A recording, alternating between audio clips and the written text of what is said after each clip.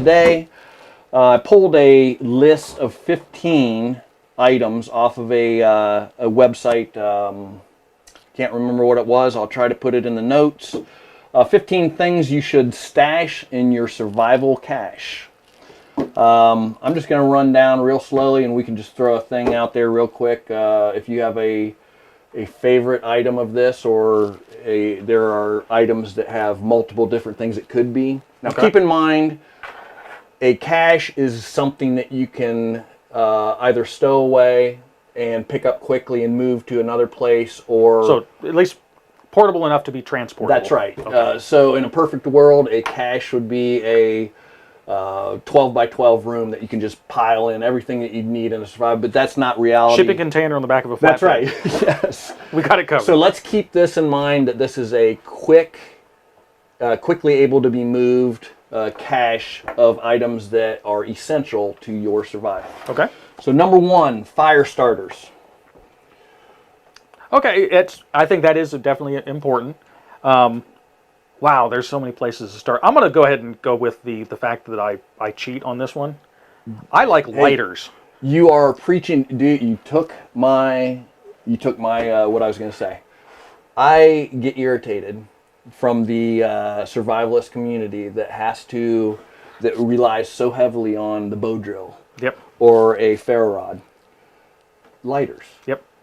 Lighters, interestingly enough, is a ferro rod with a fuel source built in. So instead of wandering around in the woods looking for some dry fuel, kindling, and then getting your ferro rod to get sparks to light that, you can just flick the bic. Now, side note, maybe you want to have a ferro rod as a backup.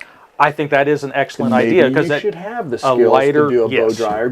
But let's not get stupid here. Yep. Throw a 6-pack or an 8-pack of Bic lighters. Yeah, which costs practically nothing. Nothing, right. Or get a Zippo with a can of Zippo lighter. Yep. Let's not make this more difficult than it really is. We're on the exact same page with that. I mean, I've seen the people, I know a guy who he can just go out there in the woods, he just picks up a bunch of stuff, he gets out his ferro rod, he wears it around his neck, and he just, and literally minutes later he's got a fire, as long as it didn't rain the day before. That's right. And then what? And then you're kind of stuck. Now, even with a lighter, you still need some dry fuel and stuff to light, but make life simple on yourself. I mean, theoretically speaking, if you're in prepper land, because, the SHTF has happened. Real place. Well, wouldn't it be nice to be able to just flick a button and have fire as opposed to sitting there and actually work? Yeah, right. And then what if you build your fire and drop your ferro rod? There's a show called Alone. Have you ever seen that? I just watched that episode. The dude, it rolled into his fire and he didn't... Gone. Yeah, didn't realize it. Then suddenly he was without means of making a fire. That's right. So yeah, I like lighters. So what's second? Number 2, flashlights with batteries. I think that one... I tell you what I'm a fan of, Craig, is instead of the flashlight, especially for the survival cache, is headlamps. Headlamps are good, yeah. I'm thinking probabilities here that you're going to have hands full. You're going to be maybe if it's in the middle of the night extraction, you're going to have your hands full. You're going to have other things. I don't want to be carrying a flashlight where that can be actually carrying something else, a firearm, etc. Right? Prop it on your head. I like that idea. Another thing that I always look at when we talk about this, whenever people say flashlight with this kind of stuff, they always immediately go to like a stream light or some type of $189. Yeah, $189. 5,000 watts of illumination, all this kind of stuff. At the end of the day, you need light. You need task lighting. That's right. So a really super low-powered LED flashlight where the batteries will last for weeks or maybe months, and that's using it, is way better than the 5,000 lumen. It turns night into day, which is going to run for 20 minutes? Right. Because remember, the world just went sideways. Yep. Getting that next battery fix might be a challenge. But the headlamp idea, I like that. Another one I really like, and I wish I had one handy here because I keep it in my bedroom, is the Streamlight Sidewinder.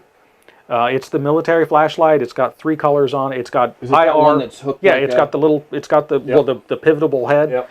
Those things are great because there again, low wattage LED power. You've got white light. Mine has white, red, blue, and IR. Okay. And it's low. It's task lighting, so you can just see what you're doing because really Right. that's all you need. And there again, it's not so bright that it illuminates the entire countryside because it's not intended to. But the white light on it can still be fairly powerful. You can see, 50, 60, 70 feet at night. It will light it up a little bit. You're not going to be able to like read a newspaper at 50 feet or Right, anything right. with it, but you'll be able to see there's a Not with newspaper my there. eyes. So, All right, okay. good stuff there. If you have anything you want to add, please put it in the comments below. I'm sure we missed something. Med supplies, first aid kit. I think this we can kind of go through very quickly. No brainer, right? Yeah, should be. Maybe past the first aid kit quality where you have some upper things like an IFAC kit that will have some higher end bandages, gauze, tapes, not just your Band-Aid and ointment kits. I would agree with that. When I see first aid kits and things like this, because I live in the shooting world, I immediately think of 2 things. One, you've got your boo-boo kit, which is what most people call the first aid kit. That's your Band-Aids, some antiseptic swabs, things like that. And to your point, don't just go to, Wally World and get look, there's a first aid kit. It looks like it has everything. It only costs $5.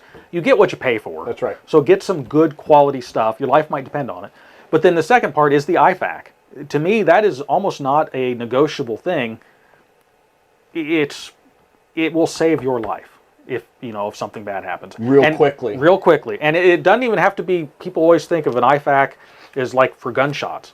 I mean, it's for that. But it's for, you're working with your chainsaw out in the woods and you accidentally, it slips and you got a gash in your leg. You're working on your lawnmower and the blade whips around and, you lop off a finger or 2. So real quick for the viewers, I'm sure most of you know IFAC, individual first aid kit. Yep.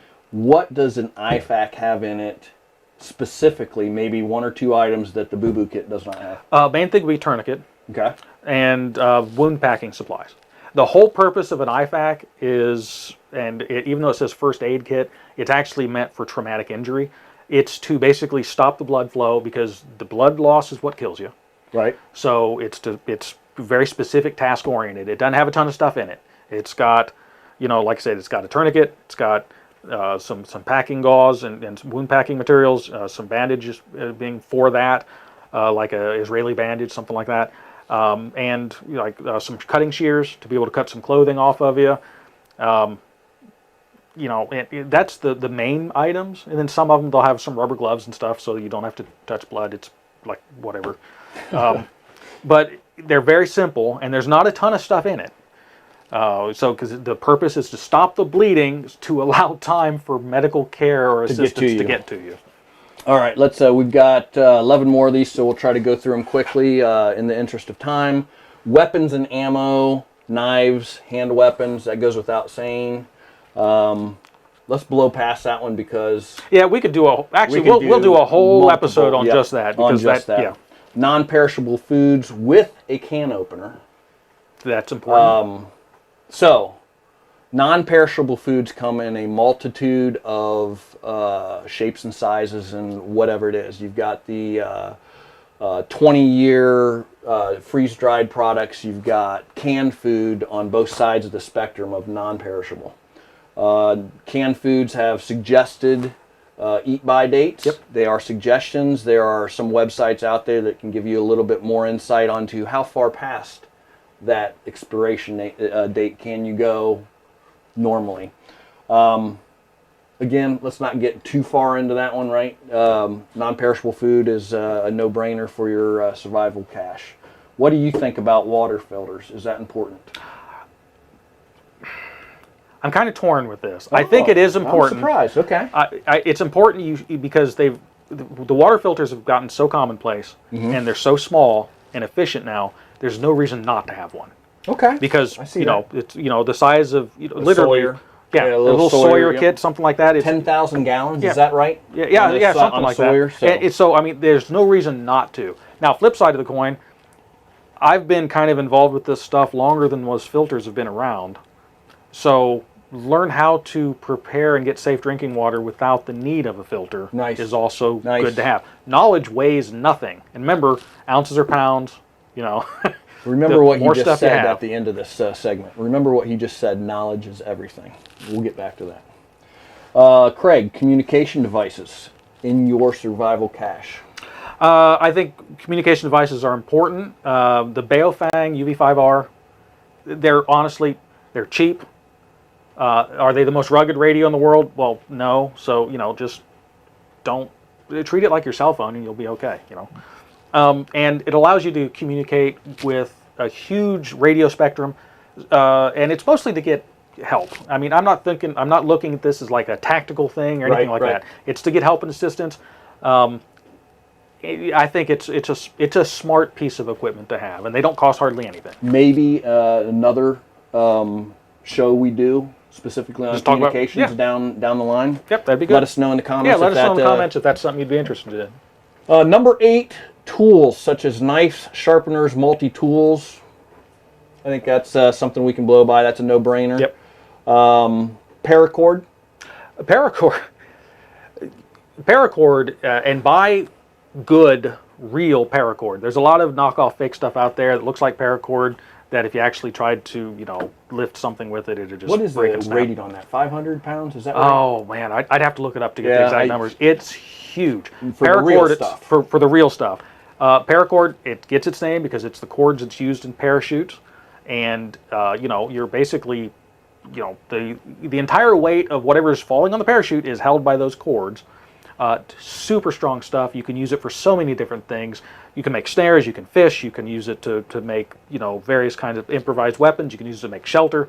You can use it to make tourniquets. It's like the wonder item of any kit. So if Joe Schmo orders a 500-yard spool of paracord, he's set, right? He doesn't for life, yeah. Without knowledge, though. Practice, You're right? okay. I fell right in. You got me you. there. You're right. Without knowledge, it's just. If you don't know how to tie a knot, if you haven't tried fishing with paracord, what are some of the other examples you gave? You making a tourniquet. Tying down your tent. Try making a shelter with a tarp and just paracord. That's right. I mean, okay. Just because you have it in your stash. Just because you have it in your stash doesn't mean you know how to do it. Yep. You're going to spend 5 hours of making 10 different tents that don't work before you figure it out. Yep. So who wants probably to do that? in the dark and in the rain, Right. so it's less than fun. Yep. Have fun with that. Number 10, warm clothing. Goes without saying. We're not going to get deep in the weeds there. Number 11, hygiene items. People forget about those all the time. I know it. It's not sexy. Yep. It's not sexy. It's not fun. But there again, it's cheap. Without them, you're not sexy. Yeah, that's exactly true. The main thing, though, is when you're in a bad situation, a toothbrush and a little bit of soap will just make your life feel better. Yeah. And it will also make you not only feel better, but like be more resistant to being sick. I mean, there's a reason why people in the Dark Ages kept getting all these weird diseases and stuff. They never bathed. Right. Or took care of their teeth. Or took care of their teeth. I mean, I've had cavities. Yep. I haven't had anything real horrible with, but cavities don't feel real good. No, they don't. Can you imagine if you weren't able to go down to the dentist and take care of a cavity when it gets to stage 2, 3, 4, 5, and it's just rotting your gut? There you go. Yep. All right. Number 12, emergency blankets. Go ahead. Yeah, well, no, I was just going to jump on that. You go ahead. about those little the Mylar ones. Mylar emergency. I think for the space needed and the cost, it's a no-brainer. Throw absolutely. 3 or 4 in there. Yep. And that's a last-ditch effort, so you don't freeze to death. Yep. Not only that, you can use them to make shelter. You can use them for signaling. You can use them to help cook food. Good. Tons of uses with the right knowledge. That's right. There you go. Not going to get Craig twice. Here's one interesting. 13, entertainment. Okay, I think that's important. I'm not sure why it's 13. I'd have to see what 14 and 15 is. I don't know. It seems like it should be don't forget about. Here are my 15, and don't forget about bringing something to entertain yourself. Yeah, I could see that. But so their examples were playing cards or a book. I think that would be more important if it's you and maybe one other or two other people bugging out alone as a aside from a community. I mean, Yeah. does that make sense? That the smaller your group, the more effort and work you're going to have to put into surviving, right? Yes. Is that fair? That's fair. The bigger groups are going to have kind of a built-in entertainment. That's Kind of. true. You see, that's where I kind of find that odd that that's on the confusing. list and Yeah. confusing. But there again, I'm someone I can be entertained for hours just sitting there watching wildlife and Right. the clouds and the trees blow in the Same. wind. But I have seen there again, that show alone. They show the effects of people by themselves for weeks on end. It's fun to watch. It starts to really mess with you. And it's There's- because these people, they have nothing to do. Nobody to talk to, nothing but the friendly bear outside that they're scared to. Yeah. So they're actually usually out there, they're whittling their own set of dice. They're doing all kinds of stuff To try to find the entertainment. So I can see maybe the importance. I'll be honest, it's one that I wouldn't have put a lot of weight Maybe in. without being in that situation, you can't put the value on it until you're there. Yeah, I could see that, yeah. So, number 14, money or bartering items. I think that one is dependent on how bad things get. Okay. I mean, I would see that's important. If things go super bad, I think that's important to have. Now, what's that? Was it money or bartering items? Money/barter items. If things go, here's my thoughts on it. If things go really bad, that you have to have that, I think money's going to be useless. Obsolete. Yep. I mean, so bartering items. Throw me 5. Alcohol, Good one. gold and silver. The caveat with that, though, is they weigh a lot. And they're bulk.